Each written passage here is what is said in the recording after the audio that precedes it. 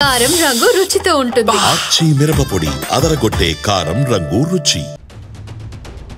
కాసేపట్లో తెలంగాణలో కొత్త రేషన్ కార్డులు పంపిణీ చేయనున్నారు. సూర్యాపేట జిల్లా తిరుమలగిరిలో రేషన్ కార్డుల పంపిణీకి సీఎం రేవంత్ శ్రీకారం చుట్టనున్నారు. రేషన్ కార్డుల పంపిణీ అనంతరం సీఎం రేవంత్ బహిరంగ సభలో పాల్గొంటారు. కొత్త రేషన్ కార్డుల పంపిణీపై ముఖ్యమంత్రి ట్వీట్ చేశారు. 5.61 లక్షల కొత్త రేషన్ కార్డులు పంపిణీ చేస్తున్నట్లు పేర్కొన్నారు. ఇది పేదల సంక్షేమంపై మా వజ్ర సంకల్పం అన్నారు సీఎం రేవంత్. తెలంగాణలో కొత్త రేషన్ కార్డుల పంపిణీకి ముందే రాజకీయ రచ్చ మొదలైంది. కార్డుల పంపిణీపై బీజేపీ తెలంగాణ అధ్యక్షుడు రామచంద్రరావు కీలక వ్యాఖ్యలు చేశారు. రేషన్ కార్డులపై మోదీ ఫోటో ముద్రించాలంటూ డిమాండ్ చేశారు. పేదలకు అందించే రేషన్ బియ్యంలో కేంద్రానిదే ఎక్కువ వాటా అని ఆయన అన్నారు. సూర్యాపేట జిల్లా తిరుమలగిరి మండల కేంద్రంలో దామోదర్ రెడ్డి వర్గానికి సంబంధించిన ఫ్లెక్సీలని ధ్వంసం చేశారు గుర్తు తెలియని వ్యక్తులు. సీఎం రేవంత్ రెడ్డికి స్వాగతం పలుకుతూ వేసిన ఫ్లెక్సీల్ని ఎవరు చింపేశారు? ఈ ఘటనపై ఆరా తీస్తున్నారు కాంగ్రెస్ నేతలు. సన్న బియ్యం పండించిన వారికి మద్దతు ధర ఇస్తామన్నారు మంత్రి పొంగులేటి. క్వింటాకు 500 అదనంగా ఇస్తామన్నారు. ఇక వరుణదేవుడు కూడా తమ పక్షానే ఉన్నాడంటూ కామెంట్ చేశారు పొంగులేటి. మొదటి పంటకు సరిపడా నీరు ప్రాజెక్టుల్లో ఉందన్నారు ఆయన. కవిత తీన్మార్ మల్లన్న వివాదంపై స్పందించారు మంత్రి పొన్నం ప్రభాకర్. కవితపై తీన్మార్ మల్లన్న వ్యాఖ్యల్ని తప్పుబట్టారు. కొన్ని సామెతలు ఉంటే ఉండొచ్చు కానీ మహిళల పట్ల ఇష్టానుసారంగా మాట్లాడొద్దని సూచించారు. అలాగే తీన్మార్ మల్లన్న ఆఫీస్ పై దాడి కూడా కరెక్ట్ కాదన్నారు మంత్రి పొన్నం ప్రభాకర్. తీన్మార్ మల్లన్నకి పలు బీసీ సంఘాలు సంఘీభావం ప్రకటించాయి. తీన్మార్ మల్లన్న కార్యాలయంపై దాడిని ఖండించారు నేతలు. దాడికి పాల్పడిన వారిపై పోలీసులు చర్యలు తీసుకోవాలని డిమాండ్ చేశారు. కవితని వెంటనే అరెస్ట్ చేయాలన్నారు బీసీ సంఘం నేతలు. 3 రాష్ట్రాలకి గవర్నర్ను నియమించారు రాష్ట్రపతి. గోవా గవర్నర్గా అశోక్ గజపతిరాజు నియమించారు. దీంతో టీడీపీ సీనియర్ నేత అశోక్ గజపతిరాజుకి అరుదైన గౌరవం దక్కినట్లయింది. ఆయన ఇప్పటికే కేంద్ర మంత్రి, రాష్ట్ర మంత్రిగా సేవలందించారు. టీడీపీలో పాలిట్ బ్యూరో సభ్యుడిగా వ్యవహరించారు. అశోక్ గజపతిరాజుతో పాటు హర్యానా గవర్నర్గా అశ్విన్ కుమార్ ఘోష్, లదాఖ్ లెఫ్టినెంట్ గవర్నర్గా కవీందర్ గుప్తాలను నియమించారు రాష్ట్రపతి. గంజాయి పెంపకాన్ని వైసీపీ హయాంలో కుటీర పరిశ్రమగా మార్చారని ఫైర్ అయ్యారు హోంమంత్రి అనిత. స్కూల్ బ్యాగుల్లో కూడా గంజాయి దొరికే పరిస్థితి రాష్ట్రాన్ని తీసుకొచ్చారని మండిపడ్డారు. గంజాయి కేసుల్లో పట్టుబడ్డ వారి కుటుంబ సభ్యుల్ని బాధ్యుల్ని చేస్తామన్నారు అనిత. గంజాయి కేసుల్లో పట్టుబడే వారి కుటుంబాలకి సంక్షేమ పథకాల్ని కట్ చేసే ఆలోచన కూడా చేస్తున్నామన్నారు.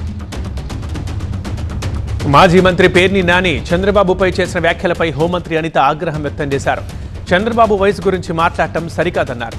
10 సంతకాలు చేసి 11వ సంతకానికి వణికిపోయేవారు సీఎంపై మాట్లాడటం విడ్డూరంగా ఉందన్నారు. చంద్రబాబుపై మాట్లాడేటప్పుడు ఒళ్ళు దగ్గర పెట్టుకోవాలని హెచ్చరించారు. లోకేష్ డైరెక్షన్ లోనే అధికారులు పనిచేస్తున్నారని ఫైర్ అయ్యారు మాజీ మంత్రి పేర్ని నాని. రెడ్ బుక్ రాజ్యాంగాన్ని అమలు చేస్తున్నారని, తమపై దాడులు చేసి తిరిగి కేసులు పెడుతున్నారని ఆగ్రహం వ్యక్తం చేశారు. మైనింగ్ మంత్రికి భారీగా ముడుపులు వస్తున్నాయని కొల్లు రవీంద్రపై విమర్శలు చేశారు. విజయవాడలో బీసీ సంఘాలు సమావేశమై ఉప్పాల హారిక, మల్లన్నపై దాడిని ఖండించాయి. భవిష్యత్తులో ఇలాంటి దాడులు పునరావృతం కాకూడదని కోరాయి. మళ్లీ దాడులు చేస్తే ప్రతి దాడులు తప్పవన్నారు. ఏపీ బీసీ సంఘం అధ్యక్షుడు మారేష్ బీసీలంతా ఐక్యంగా ఉండాల్సిన అవసరం ఉందన్నారు. వైసీపీ ఎమ్మెల్సీ అరుణ్ కుమార్ ఘాటు వ్యాఖ్యలు చేశారు. తమ పార్టీ నేతలు, కార్యకర్తలపై అక్రమ కేసులు పెట్టి వేధించిన వారిని రప్పారప్పా నరుకుతామన్నారు. వైసీపీ అధికారంలోకి వచ్చిన 2 నెలల్లో టీడీపీ నాయకులకి రప్పారప్పే అంటూ కామెంట్ చేశారు. మీరు ఇప్పుడు చేస్తున్న పనులకి ఏడాది పట్టిందని, తమకి 2 నెలలు చాలు అన్నారు అరుణ్ కుమార్. చిత్తూరు ఎంపీ దగ్గుమళ్ల ప్రసాదరావు నగరికి రావాలంటూ చిత్తూరు కలెక్టరేట్ దగ్గర నిరసనకు దిగాయి టీడీపీ శ్రేణులు. ముఖానికి పుర్రె బొమ్మలున్న మాస్కులు ధరించుని ధర్నా చేశారు. ఎంపీని నగిరి నియోజకవర్గానికి రాకుండా కొన్ని దుష్ట శక్తులు అడ్డుకుంటున్నాయని ప్లకార్డులు ప్రదర్శించారు. దీనిపై అధిష్టానం చర్యలు తీసుకోవాలని కోరారు. జనసేన ఎమ్మెల్యే బత్తుల బలరామకృష్ణ ఆసక్తికర వ్యాఖ్యలు చేశారు. ఒకప్పుడు గొప్పగా బతికిన తమ కుటుంబం ఇప్పుడు పేదరికంలో ఉందన్నారు. రాజకీయాల కారణంగా అప్పుల పాలైపోయామని అన్నారు. తన కారుని కూడా ఫైనాన్స్ వాళ్లు తీసుకువెళ్లిపోయారని, ప్రస్తుతం తన అల్లుడి కారుని వాడుతున్నానని చెప్పారు ఎమ్మెల్యే. అయినా నమ్ముకున్న కార్యకర్తలకి న్యాయం చేస్తానని హామీ ఇచ్చారు.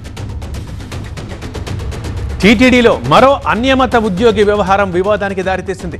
క్వాలిటీ కంట్రోల్ విభాగంలో డిప్యూటీ ఎగ్జిక్యూటివ్ ఇంజనీర్గా పనిచేస్తున్న ఇలియాజర్పై బీజేపీ మండిపడుతోంది.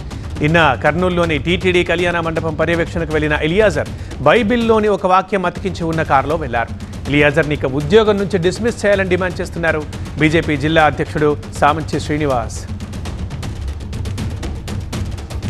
శ్రీకాళహస్తీశ్వర స్వామికి వెండి నాగపడగలు విరాళంగా ఇచ్చారు విజయనగరం జిల్లా బొబ్బిలికి చెందిన లక్ష్మీ దంపతులు. 3.18 కేజీల బరువున్న 2 వెండి నాగపడగల్ని ఆలయ ఈవో బాపిరెడ్డికి అందజేశారు.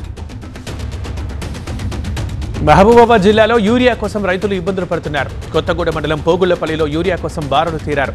క్యూ లైన్లలో ఆధార్ కార్డులు, ఖాళీ బస్తాలు పెట్టి నిరీక్షిస్తున్నారు.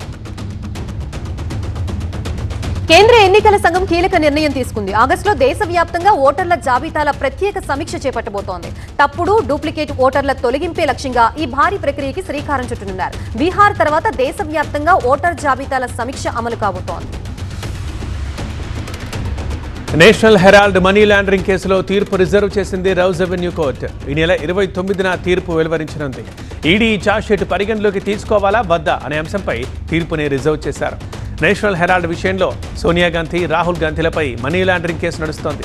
ఈ కేసులో వీరిద్దరితో పాటు మరో 5గురు నిందితులుగా ఉన్నారు.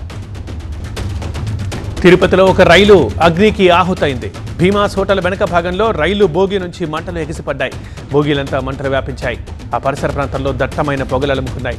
అయితే ప్రమాదంలో ఎలాంటి ప్రాణ నష్టము జరగలేదు. వెంటనే రైల్వే సిబ్బంది అక్కడికి చేరుకొని మంటల్ని ఆర్పే ప్రయత్నం చేశారు. అయితే రైలు బోగిలో మంటలు ఎలా వచ్చాయి, ఎలా వ్యాపించాయి దర్యాప్తు చేస్తున్నారు. అనంతపురం జిల్లాలో రేషన్ కార్డు అప్డేట్ కోసం వెళ్లిన మహిళని ట్రాప్ చేశాడు ఓ వీఆర్ఓ. భర్తతో విడాకులు తీసుకున్న షమీభానుని మాయమాటలతో వీఆర్ఓ మహమ్మద్ వలీ లొంగ తీసుకున్నాడు. అనంతపురంలోని దర్గాలో 2వ వివాహం చేసుకున్నాడు. గర్భవతిని చేసి ఇప్పుడు తన మొదటి భార్య, కుటుంబ సభ్యులు ఒప్పుకోవడం లేదంటూ దూరం పెట్టాడు. దీంతో వీఆర్ఓపై బాధిత మహిళ ఫిర్యాదు చేసింది. మావోయిస్టు పార్టీకి మరో ఎదురు దెబ్బ. ములుగు జిల్లా ఎస్పీ శబరీష్ ఎదుట 5గురు మావోయిస్టు పార్టీ దళ సభ్యులు లొంగిపోయారు. లొంగిపోయిన 5గురికి ఆర్థిక సహాయం అందజేశారు జిల్లా ఎస్పీ. ఛత్తీస్గఢ్లోని వివిధ క్యాటర్లో పనిచేశారు దళ సభ్యులు. యెమెన్ జైల్లో కేరళకు చెందిన నర్స్ నిమిషాకి ఉరిశిక్ష నిలిపివేతపై ఉత్కంఠ కొనసాగుతోంది. నిమిషాని కాపాడటానికి అన్ని ప్రయత్నాలు చేసినట్లు, ఇప్పటికే యెమెన్ ప్రభుత్వంతో సంప్రదింపులు జరిపినట్లు సుప్రీంకోర్టు కేంద్రం తెలిపింది. నిమిషా ప్రియను కాపాడడానికి అన్ని ప్రయత్నాలు చేయాలని ప్రధాని మోదీకి కేరళ సీఎం పినరై విజయన్ లేఖ రాశారు. జమ్మూ కాశ్మీర్ సీఎం ఒమర్ అబ్దుల్లా కొత్త వివాదంలో ఇరుక్కున్నారు. కశ్మీర్ అమరవీరుల దినోత్సవంపై లెఫ్టినెంట్ గవర్నర్ మనోజ్ సిన్హా ఆంక్షలు విధించారు. ఆ ఆంక్షల్ని ధిక్కరించి సీఎం ఎట్టకేలకు ఆ కార్యక్రమానికి హాజరయ్యారు. గృహ నిర్బంధాన్ని దాటుకుని కాలినడకన అమరవీరుల శ్మశాన వాటికి వెళ్లారు. అక్కడ గేటుకి తాళం వేసి ఉండటంతో ఒమర్ అబ్దుల్లా గేటు దూకి లోపలికి వెళ్లారు. పోలీసుల్ని ఎదిరించి అమరవీరుల సమాధుల దగ్గరికి వెళ్లి నివాళులర్పించారు సీఎం. రాజస్థాన్లో ఎడతెరిపి లేని వర్షాలు పడుతున్నాయి. జోధ్పూర్లో కురిసిన భారీ వానలకి ఒక ఇంటి గోడ కుప్పకూలిపోయింది. నీటికి బాగా నానిపోవడంతో గేటుతో సహా గోడ ఒక్కసారిగా కుప్పకూలింది. ఈ దృశ్యాలు సీసీటీవీలో రికార్డయ్యాయి. ఈ ప్రమాదంలో ఎవరికీ ఎలాంటి గాయాలు కాలేదు. జోధ్పూర్లోని పౌతా ఏరియాలో జరిగింది ఈ ఘటన. జైళ్లలో ఉగ్రవాదం పెరగడంపై రాష్ట్రాలకి కేంద్రం లేఖ రాసింది. ఉగ్రవాదం తీవ్రమైన సవాలుగా మారిందని హోంశాఖ చెప్పింది. ఖైదీల్ని ఎప్పటికప్పుడు గమనిస్తూ ఉండాలని సూచించింది. అనుమానాస్పద కార్యకలాపాల్లో పాల్గొన్న వారిపై ప్రత్యేక నిఘా పెట్టాలని ఆదేశించింది. ఖైదీలు, జైలు సిబ్బందిపై దాడి చేయాలని ఆలోచించే వారికి కౌన్సిలింగ్ ఇవ్వాలన్నారు.